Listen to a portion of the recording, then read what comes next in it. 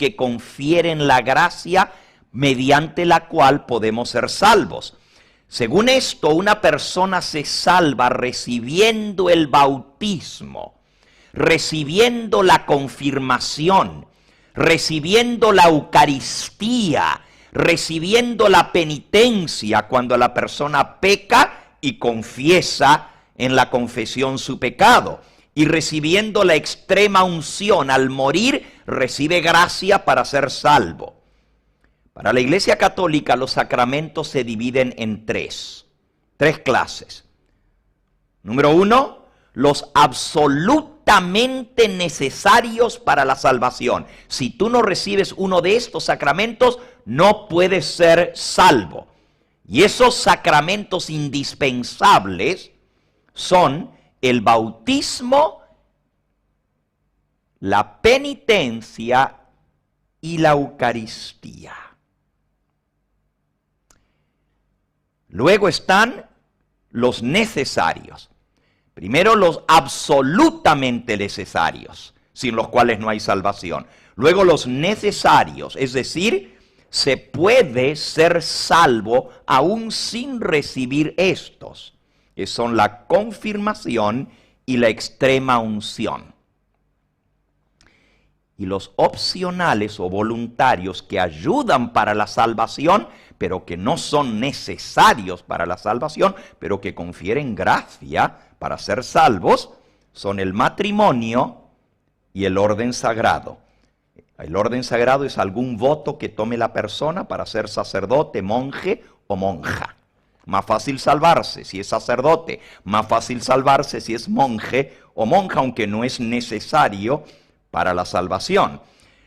Las condiciones requeridas, y no voy a seguir mucho más, solamente estoy resumiendo la doctrina católica sobre la salvación, y luego vamos a ir a ver lo que enseña la palabra de Dios al respecto.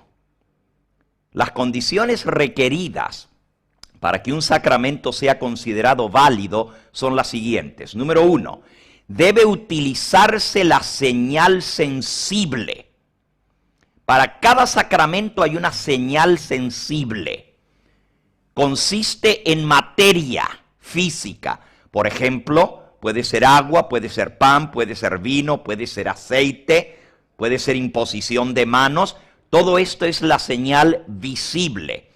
Y número 2, debe utilizarse la fórmula correcta.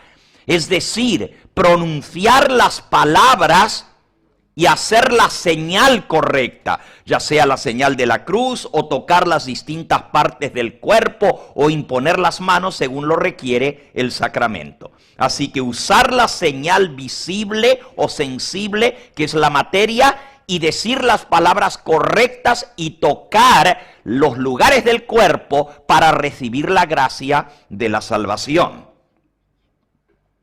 Por cierto, aquí se menciona la razón por la cual los sacramentos son 7. Dice así, en los documentos de la Santa Iglesia Católica, que es una compilación donde están todos los documentos de los concilios de la Iglesia, y es el libro más importante después de las proclamaciones papales, se llama Documentos de la Iglesia y está compilado por Dessinger. Dice lo siguiente: los sacramentos son 7 porque el mismo concilio declaró que 7 es el número perfecto. O sea, son 7 porque decimos que son 7. Y también son 7 porque son 7 los días de la semana. Por eso los sacramentos son 7. Y son 7 porque 7 son los pecados mortales. ¿Quién dijo que son solo 7 los pecados mortales? Bueno, lo dice la Iglesia. Y también porque 7 fueron las plagas de Egipto. Eso sí está raro porque las plagas fueron 10, ¿verdad? Pero así dice el concilio. Y 7 son los planetas. Por eso son 7 los sacramentos. Qué interesante, cuando esto se escribió en el año 1547, el concilio de Trento en el norte de Italia Todavía los planetas de Neptuno y Plutón no se habían descubierto, por lo tanto eran 7. Y por eso son 7 los sacramentos. Bueno, nos da risa esto, ¿verdad? Pero eso es lo que está escrito en el acta del Concilio de Trento. Según la Iglesia, para recibir la salvación, la gracia viene a través del sacramento y tiene que haber un sacerdote presente. Si no hay sacerdote, no se puede dar el sacramento. ¿Qué pasa si un niño muere sin ser bautizado? No recibió el sacramento indispensable, que es el bautismo, uno de los sacramentos indispensables. ¿Qué pasa si un niño muere? Bueno, por más de 1000 años, la Iglesia Madre enseñó que un niño que moría iba al limbo. Y claro que lo sabemos, porque eso es lo que nos han enseñado. ¿Saben ustedes que Benedicto acaba de decir hace 3 meses atrás que ya la Iglesia no está muy segura de que haya un limbo? ¡Oh, acaba de salir! Yo estoy suscrito al noticiero que viene directamente del Vaticano. Cada día recibo un informe y allí salió la noticia y ha salido por los periódicos también. Tengo copias de los periódicos donde dice que ya la Iglesia no está muy segura si hay un limbo, porque esta doctrina ha traído mucha vergüenza a la Iglesia. Pónganse a pensar por un momento, ¿qué es el limbo? Según la doctrina católica, un niño va al limbo si no es bautizado. El limbo es un lugar de eterna oscuridad. Aunque no se está quemando en el infierno, tampoco está en el cielo viendo la visión beatífica de Dios, sino que está en tinieblas y es un lugar eterno donde las almas de los niños que murieron sin ser bautizados van a vivir por toda la eternidad. Esto es algo horrendo. Pónganse a pensar, un niño, en primer lugar, ¿qué culpa tiene el niño de haber venido a este mundo si él no lo pidió?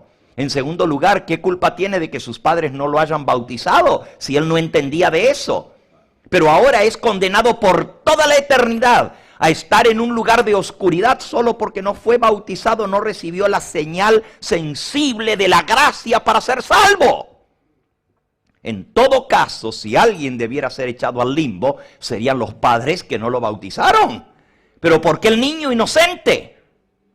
¿Se dan cuenta? Porque ahora Benedicto acaba de declarar hace 3 meses atrás de que ya la Iglesia no está muy segura si existe un limbo y que se está estudiando el tema. Es más, en un nuevo comunicado dijo que los teólogos de la Iglesia han discutido por meses este tema y han llegado a la conclusión de que no hay suficiente base para decir que existe el limbo infantil. Pero se lo enseñó como doctrina y está en el Concilio de Trento. Por más de 1000 años la Iglesia lo enseñó. Ahora esto es muy interesante. ¿Cómo realmente se salva una persona? ¿Qué pasa con un niño que muere sin ser bautizado? ¿Está condenado a morir? Bueno, la Iglesia enseña que todos nosotros nacemos con pecado original. Y un niño que no es bautizado no se le ha quitado la mancha del pecado original. ¿Cómo explicarán ahora lo que es el pecado si ya no existe el limbo?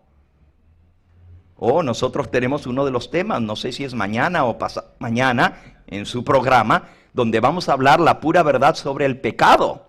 Y también vamos a hablar de la pura verdad sobre el bautismo. Tenemos un tema y la pura verdad sobre la confesión de los pecados. Y vamos a estudiar también quién es que perdona los pecados y si los sacerdotes tienen poder o no para perdonar los pecados. Eso lo vamos a ver un poquito más adelante. Pero por ahora, recuerden las palabras del Señor Jesús. Dejad que los niños vengan a mí y no se los impidáis, porque de ellos es el reino de los cielos. Jesucristo dijo que de los niños es el reino de los cielos. Entonces, ¿cómo nos han enseñado que si un niño muere sin ser bautizado, se va al limbo? Algo más, ¿saben ustedes que la palabra de Dios declara que Dios no inculpa pecado de los padres a los hijos? Sorpréndanse.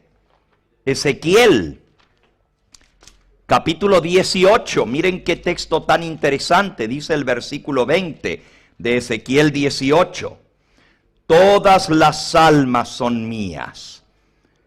Eso está en el versículo 4. Todas las almas son mías. Como el alma del Padre es mía, así el alma del Hijo también es mía. El alma que pecare, esa morirá.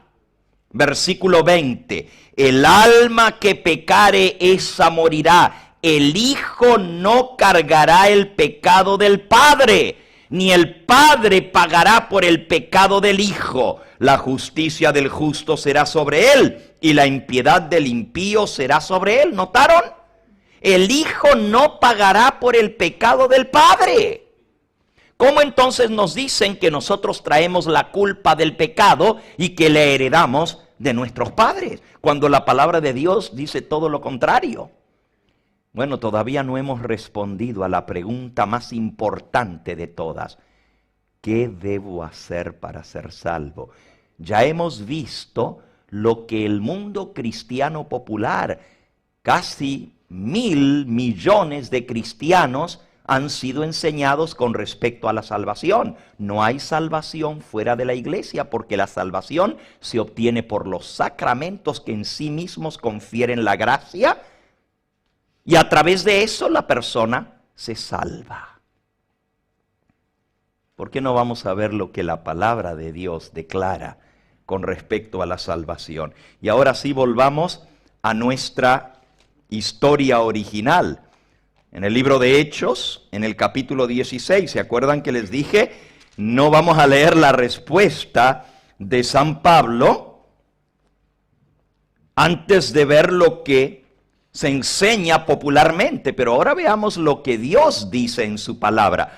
Lo que San Pablo le contestó al carcelero de Filipos cuando le dijo, espantado y temblando a sus pies: señores, ¿qué debo hacer para ser salvo? Estaba bajo la convicción del Espíritu Santo. El Espíritu Santo lo había tocado y ese hombre, temblando, sabía que estaba en presencia de alguien que tenía la verdad. Porque ¿cómo era este milagro? Que en lugar de huir, los presos vinieron a sentarse a sus pies a escuchar la palabra de Dios. ¡Qué milagro tan grande! Señores, ¿qué debo hacer para ser salvo? Dice en el versículo 30, y he aquí la respuesta inspirada del apóstol San Pablo. Pablo y Silas le dijeron: cree en el Señor Jesucristo y serás salvo, tú y tu casa. ¿Qué hay que hacer para ser salvo? Cree en el Señor Jesucristo y serás salvo. La salvación está en creer. Ahora, ¿por qué es tan importante creer? ¿Y por qué de la salvación depende del creer en Cristo? Esto nos lleva a un tema aún más profundo que lo vamos a ver más a fondo. La Biblia declara que todos nosotros somos pecadores, que no hay justo ni siquiera uno. Pero recuerden, Dios no inculpa de pecado hasta que no tenemos conciencia de pecado.